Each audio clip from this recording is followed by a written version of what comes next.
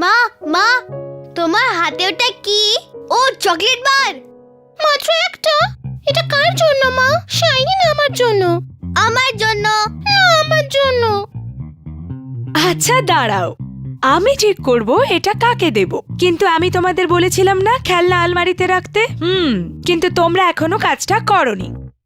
আমরা পরে করব মা, আগে তুমি আমাদের চকলেট দাও। আমাকে দাও। না, আগে বসো আর এই গল্পটা শোনো, তারপর দেখা যাক চকলেটটা কাকে দেব। ইয়ে, গল্প শুনবো।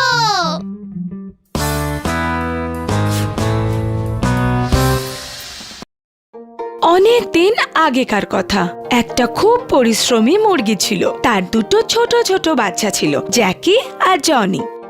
একদিন মুরগিটা কেক বানাবে বলে ঠিক করলো।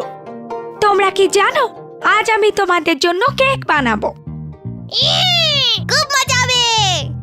এখন আগে আমাকে গিয়ে জিনিস আনতে হবে, দুধ, ময়দা আর চিনি আর ডিম, অনেকগুলো জিনিস। ঠিক আছে মা, তাড়াতাড়ি এসো। আমি যাবো তোমার সাথে। সত্যি? তুমি তো খুব ভালো ছেলে জনি।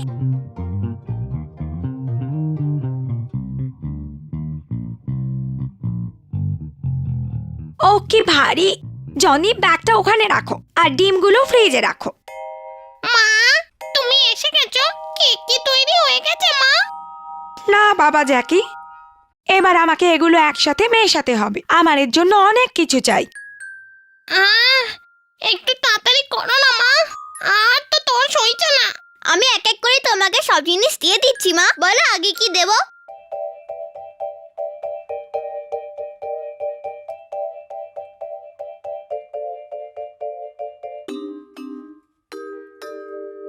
এবার আমরা এটা ওভেনে ঢোকাবো।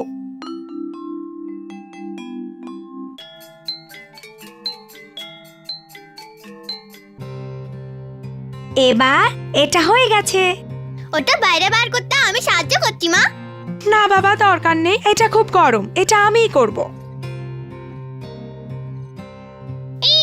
কেক এবার তৈরি হয়ে গেছে, এবার খাওয়া যাক। এবার আমি এই কেকটা কাটবো। এটা তোমার জন্য জ্যাকি, আর এটা তোমার জন্য জনি। কিন্তু মা, আমারটা এত ছোট পিস কেন? জনির পিসটা তো এত বড়। হ্যাঁ, তা তো হবেই জ্যাকি, যারা পরিশ্রম করে পুরস্কার তো সব সময় তারাই পায়।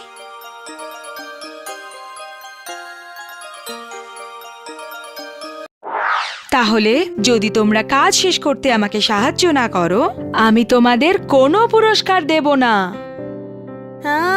আমরা বুঝতে পেরেছি মা। আমি খুব শিগগির রুমটা পরিষ্কার করে দেব। আর আমিও।